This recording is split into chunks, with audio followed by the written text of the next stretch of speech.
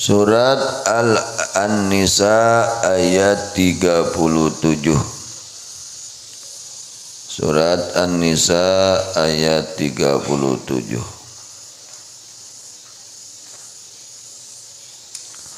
Allah Subhanahu wa ta'ala menjelaskan tentang bahayanya penyakit hati. Penyakit hati. Penyakit terbagi dua. Ada penyakit jasad, ada penyakit hati. Ada penyakit jasad dan ada penyakit hati. Nah, penyakit hati ini lebih berbahaya daripada penyakit badan. Apa bahayanya penyakit hati? Kata ulama, ilalul qulubi uqubatun. Ilalul qulubi uqubatun. Bahwa penyakit-penyakit hati adalah mengundang siksaan Allah. Wa ilalul ajsami rahmatun. Bahwa penyakit-penyakit jisim badan adalah bisa mengundang rahmat Allah. Jadi perbedaan penyakit hati dan penyakit jasad, kalau penyakit hati mengundang murka dan siksaan Allah. Cukup orang pingin dapat siksaan Allah, cukup apa? Merawat penyakit hati, ngukut penyakit hati, cukup kerngondang siksaan di Allah. Ya. Tapi kalau penyakit jasad itu bisa mengundang rahmat Allah, kasih sayang Allah, asal dihadapinya dengan sabar dan ridho. Dengan sabar dan ridho itu kalau penyakit jasad. Orang kalau sakit jasadnya lalu dia sabar, dia ridho akan ketentuan Allah, itu bisa mengundang rahmat Allah dan bisa mengundang ampunan Allah. Itulah penyakit jasad. Adapun penyakit hati ini mengundang murkanya Allah, mengundang ancaman Allah dan mengundang siksaan Allah Subhanahu wa ta'ala. Al-Imamul Haddad radhiyallahu anhu menjelaskan di dalam kitab Nasaihud Diniyah, wa'lam annaha la tuzanu a'malul qulubi bi a'malil jawari fil khairi wasyarr illa wa tarjahu a'malul qulubi rujhanan bayinan ala a'malil jawarih wa tazidu 'alaiha ziyadatan katsiratan. Wa alam, dan ketahuilah oleh engkau anna akan sungguhnya kelakuan la tuzanu, tidaklah ditimbang a'malul qulub, pekerjaan hati. Pekerjaan hati itu yang baiknya seperti ikhlas, seperti tawadhu, seperti dermawan, seperti khusyuk, seperti takut kepada Allah, seperti husnudzon. Itu pekerjaan-pekerjaan hati yang baik. Ya. Tidaklah ditimbang pekerjaan-pekerjaan hati bi amalil jawarih, ditimbang dengan pekerjaan-pekerjaan anggota badan fil khairi wasyarr, di dalam kebaikan dan keburukan. Kalau ditimbang kebaikan hati dan kebaikan anggota badan, maka illa wa tarjahu amal qulub rujhanan bayinan ala amalil jawarih, melainkan akan unggul pekerjaan-pekerjaan hati dengan keunggulan yang nyata atas amal-amal anggota badan, di dalam kebaikan dan di dalam keburukan. Maka Buya Sepuh radhiyallahu anhu ngadawuhkeun pagawean hate mah mun nu hadena teu kagok nyalametkeunana, mun nu gorengna teu kagok nyilakakeunana. Itulah pagawean naon? Hate nya. Pagawean hate mun nu hadena teu kagok nyalametkeunana. Tapi sing ingat, mun nu gorengna teu kagok nyilakakeunana.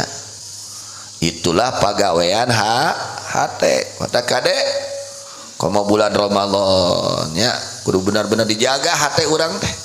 Tong aya hasud, tong aya suudon, tong aya gumede, tong aya ria. Wah kudu bersihan. Kudu dibersihan ya hati teh. Komo bulan Ramadan, Masya Allah, tabarakallah. Jadi tidaklah ditimbang amal-amal hati dengan amal-amal anggota badan di dalam kebaikan dan keburukan, melainkan akan mengungguli amal-amal hati atas amal-amal anggota badan dengan keunggulan yang jelas. Di antaranya di sini Allah menjelaskan sifat orang-orang Yahudi. Ade, ka Yahudi ngewa kalakuanna diturutan. Ngewa ka Yahudi teh kalakuanna kalakuan Yahudi gitu. Ade nya. Di antara kelakuan kaum Yahudi adalah kikir. Adalah kikir koret teh kalakuan Yahudi ya. Kikir itu kelakuan Yahudi. Kikir ini adalah penyakit hati. Kikir adalah penyakit hati ya. Insyaallah mudah-mudahan semua diselamatkan oleh Allah. Hatinya dibersihkan oleh Allah dari kotoran-kotoran hati. Di antaranya sifat kikir. Alladzina yabkhaluna wa ya'muruna an-nasa bil bukhli. Nah ini. Orang Yahudi itu mereka bagaimana? Mereka kikir dan memerintahkan orang lain supaya kikir. Geus mah teu bager nitah ka batur teu bager. Tak kitu teh kalakuan Yahudi tong diturutan. Ya. Dan ukur sorangan koretna ka batur nitah koret. Ulah sedekah, ulah zakat. Manehna tara zakat nitah ka batur nyarek zakat.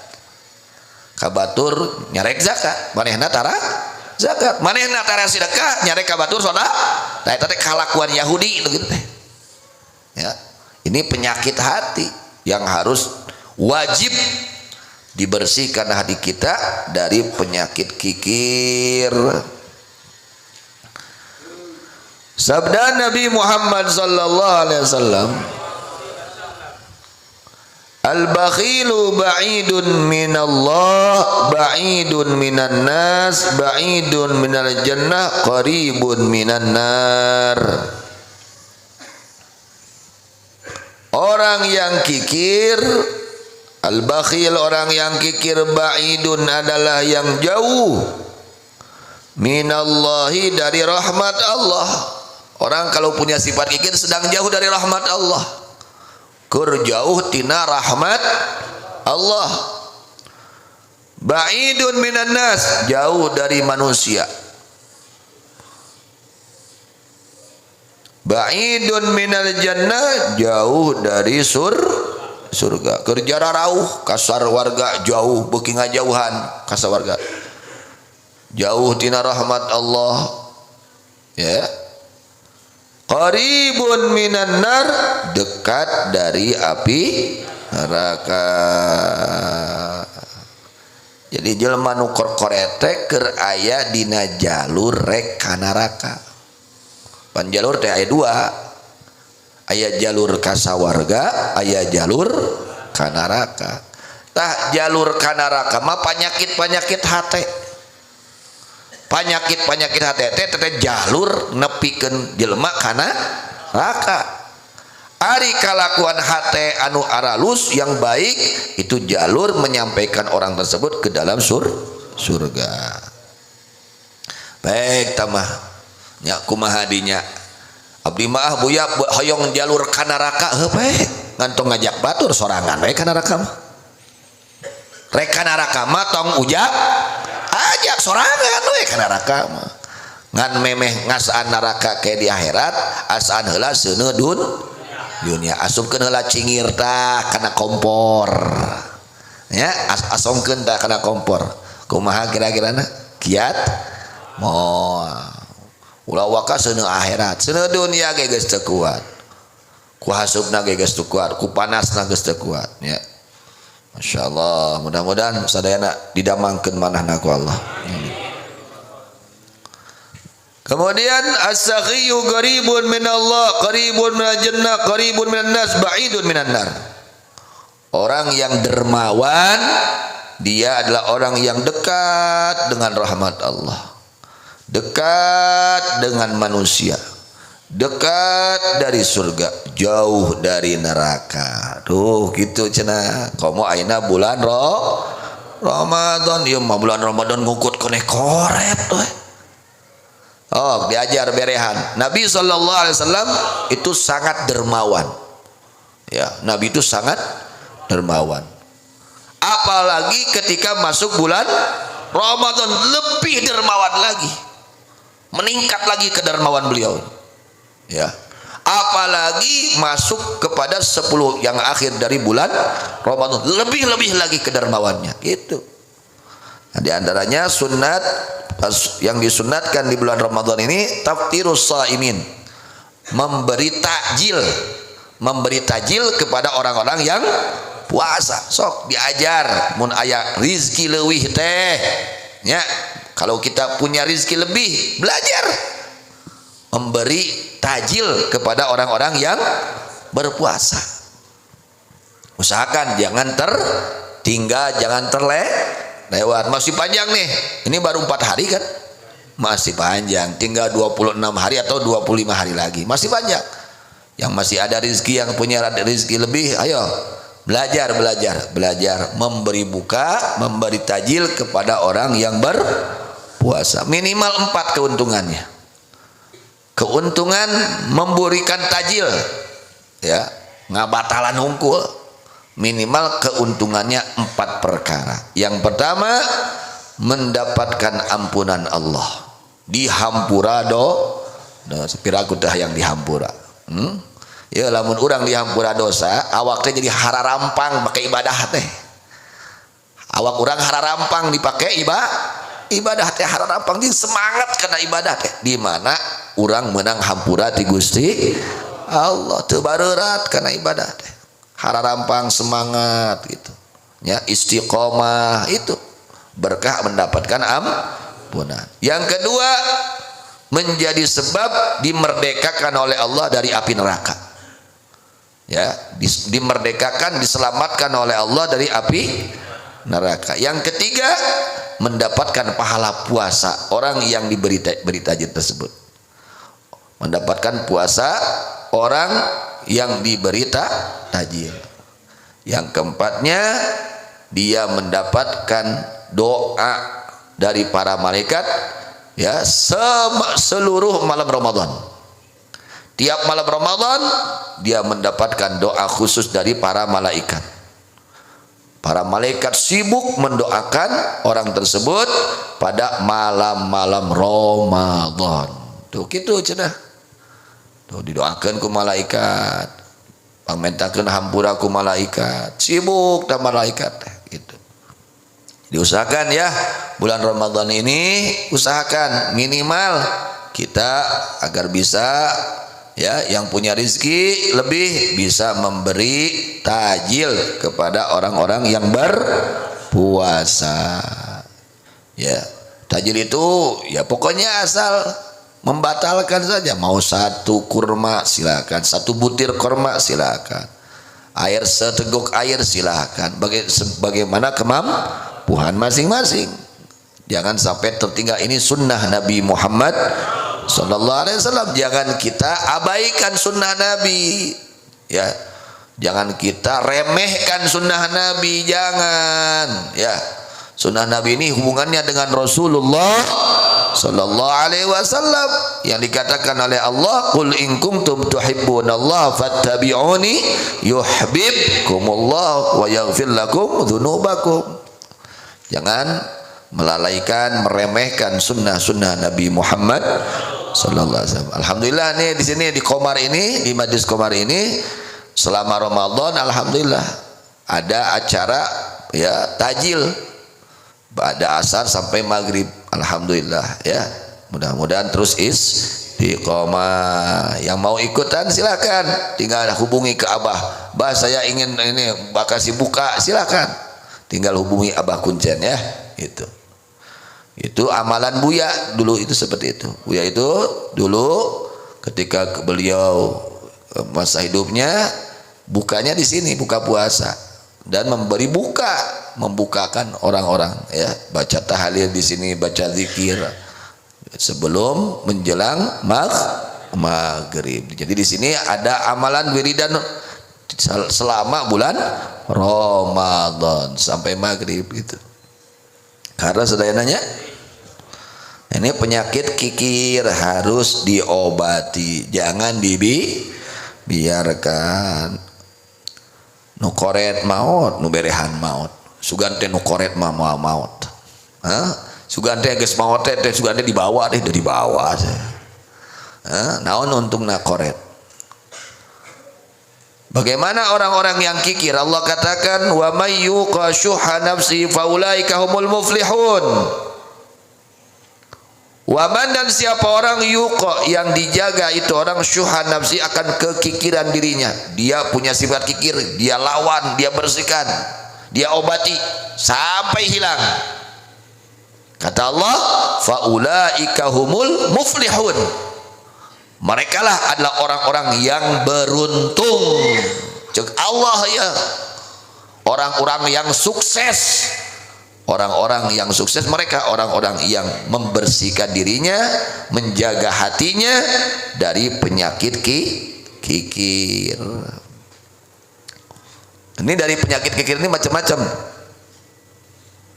Nanti ada menimbulkan penyakit-penyakit lain. Kikir itu terbagi dua. Ada yang dikatakan bukhlun, ada yang dikatakan syuhun.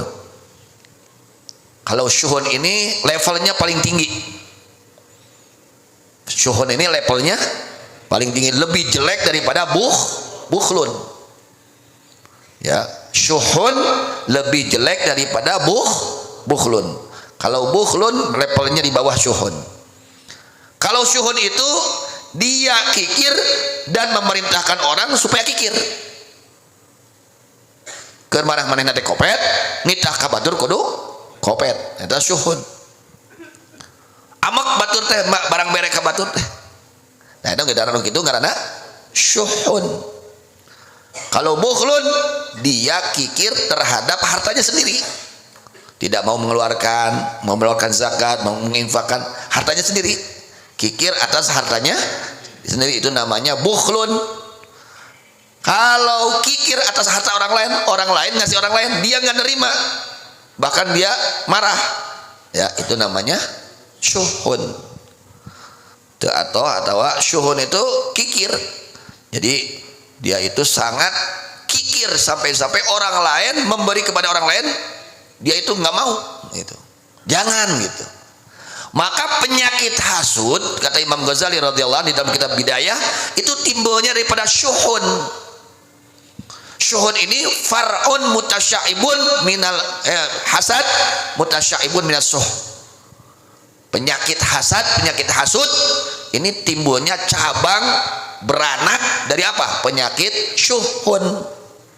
Orang kalau punya penyakit syuhun akan terjadi hasud nantinya. Na'udzubillah min dzalik. Kadanya ti ayeuna omean, ti ayeuna ubaran penyakit hati teh lain dikukut. Ya. Jangan dipiara penyakit hati ini, berbahaya. Kata Allah, wa may yuqa syuhha nafsihi faulaika humul muflihun. Siapa orang yang bisa menjaga dari penyakit kekikiran dirinya. Dia bersihkan, dia obati terus sampai hilang, maka orang tersebut tergolong orang-orang yang beruntung. Ya, tinggal tanya kepada kita masing-masing, ya, kontrol diri kita masing-masing, apakah kita sudah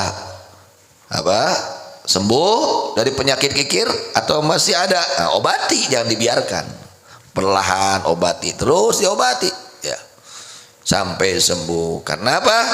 Ammasyu wal bughlu faqabihani muhlikani.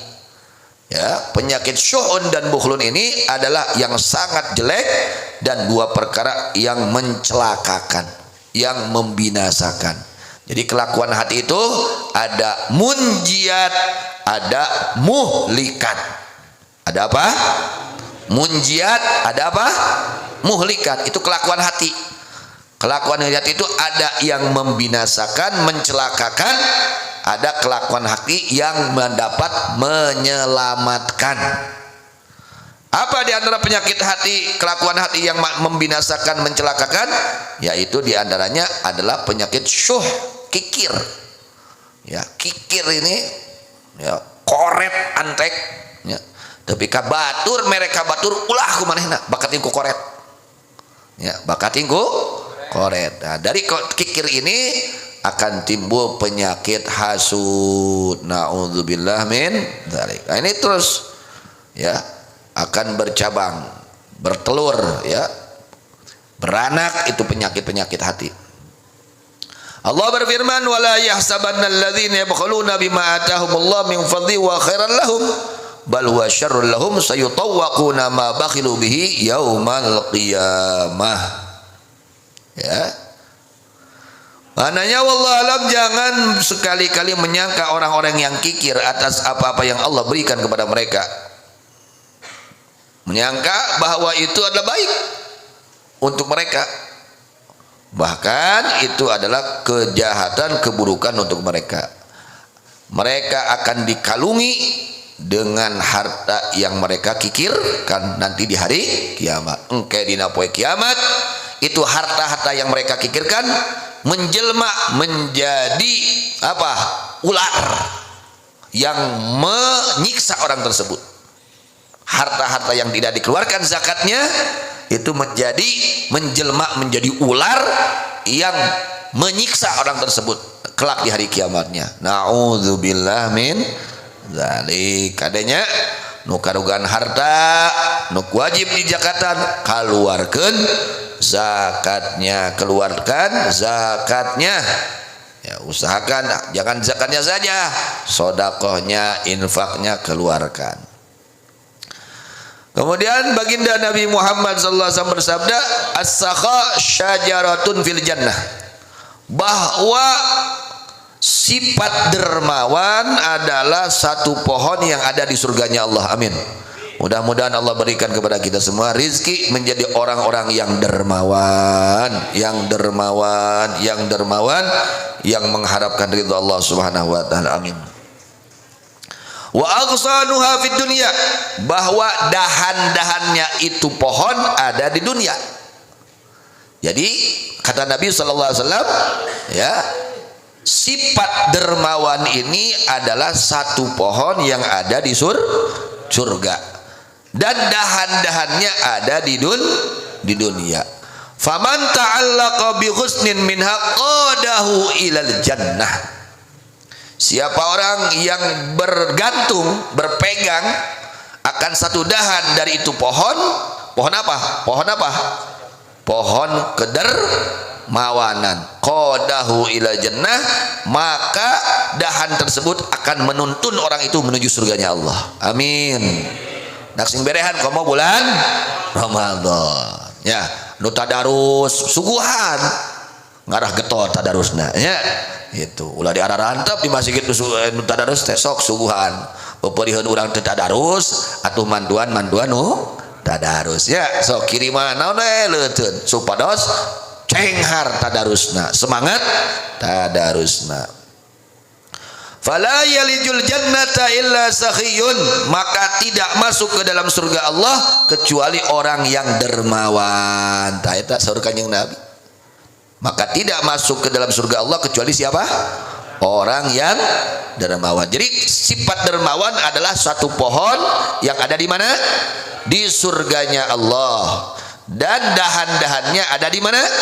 Di dunia. Siapa orang yang bergantung kepada satu dahan dari itu pohon, maka dahan tersebut akan menuntunnya orang tersebut ke dalam surga. Maka tidak masuk ke dalam surga kecuali orang yang dermawan. Allahumma ja'alna minhum, Allahumma ja'alna minhum, Allahumma ja'alna minhum. Mudah-mudahan Allah jadikan kita semua orang-orang yang dermawan, yang peduli dengan sesama muslim. Amin ya rabbal alamin. Itu keuntungan apa? Sifat dermawan, berehan. Wal bukhlu, bahwa sifat kikir, syajaratun adalah satu pohon finnari yang ada di neraka. Di neraka Allah ciptakan pohon, yaitu di antara pohonnya adalah kikir. Kikir ini adalah satu pohon yang ada di neraka. Wa aghsanuha fid dunya, dan dahan-dahannya itu pohon kikir ada di dunia. Jadi sifat kikir adalah pohon yang ada di mana? Neraka. Dahan-dahannya ada di mana? Di dunia. Faman ta'allaqa bi ghusnin minha ghadahu ilan nar.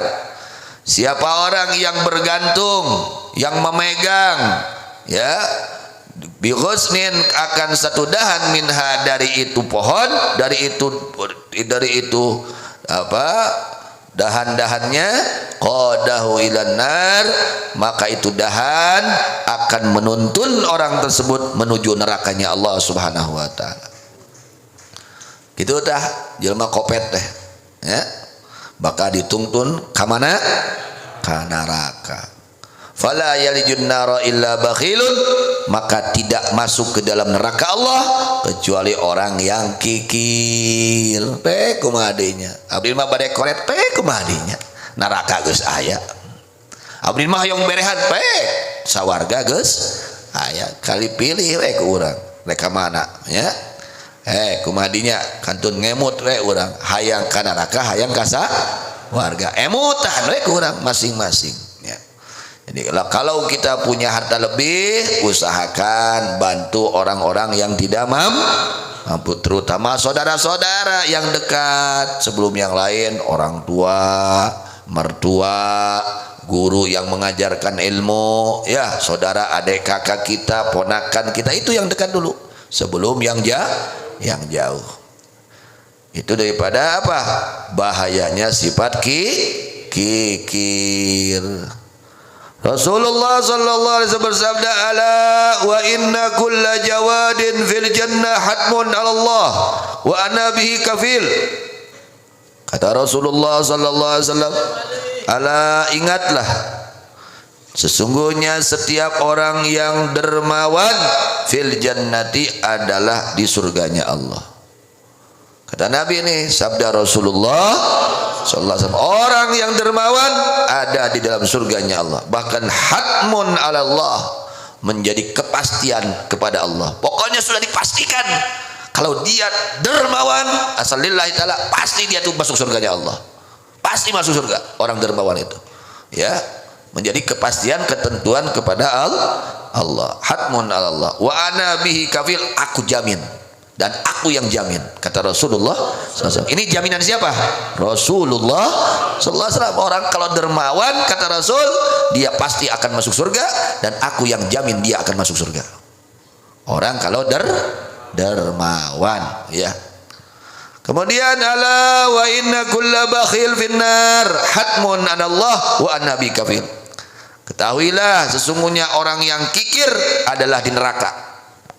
Hatmun Allah, menjadi kepastian atas Allah, dipastikan oleh Allah, pasti dia masuk neraka, meskipun ahli ibadah, meskipun ahli ilmu, tapi kalau kikir, neraka tempatnya. Komo nu kedul ibadah, komo nu kedul, geus mah kedul kopet deh. Komo nu bodoh, geus mah bodoh kopet. Andai kata ajengan tapi kopet, ka neraka. ahli ibadah koret ka neraka, komo lain ahli ibadah. Wa ana bi kafil, aku jamin orang itu tersebut masuk dalam nerakanya Allah. Kata Rasulullah sallallahu, orang kalau kikir dia tempatnya neraka, dan Allah pastikan dia itu masuk neraka, dan aku jamin dia pasti masuk ke dalam nerakanya Allah. Ini syahadah, persaksian dari baginda Nabi Muhammad sallallahu alaihi wasallam yang harus kita takut. Kontrol hati kita, ya, barangkali masih ada penyakit kikir dalam hati kita, obati dari sekarang, bersihkan dari sekarang. Bagaimana cara mengobatinya? Belajar sedekah sedikit-sedikit, keluarkan, ya.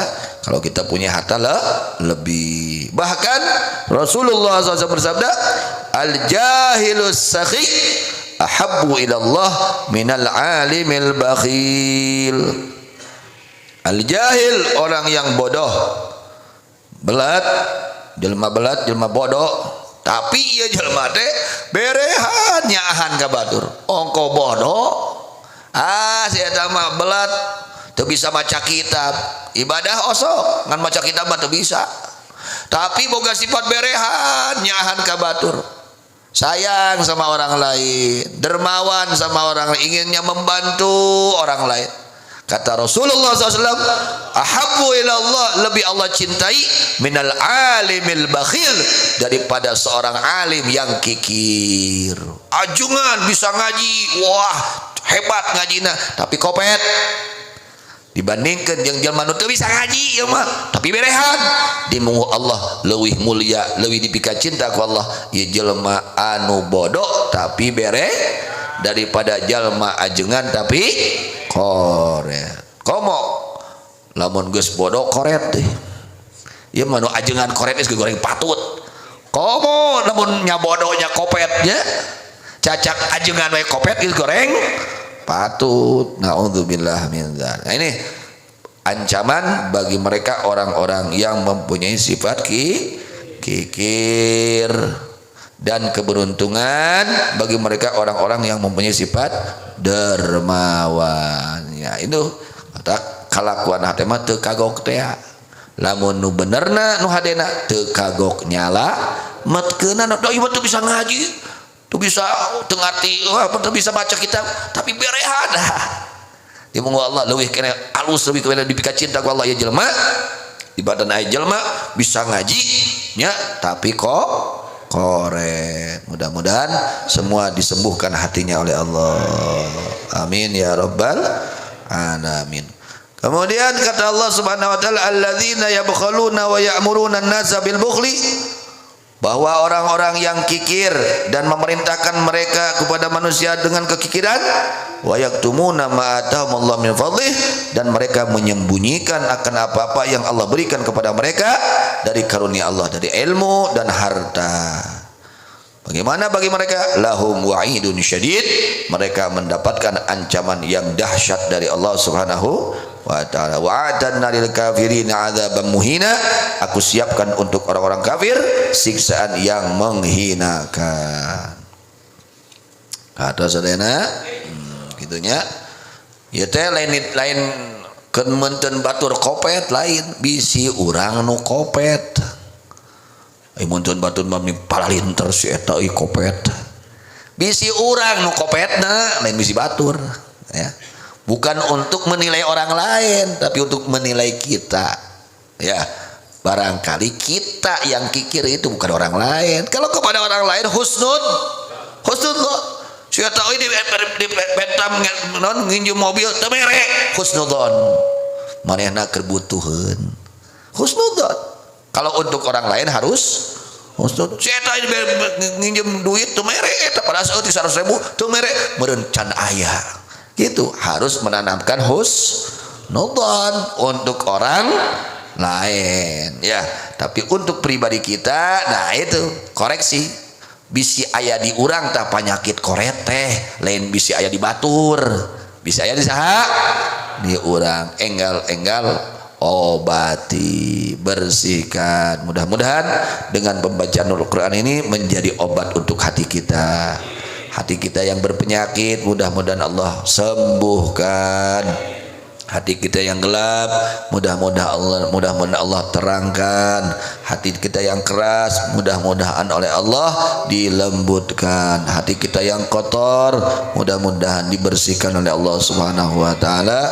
Amin ya rabbal alamin. Wallahu a'lam bishawab. Wa ilal marji wal ma'ab.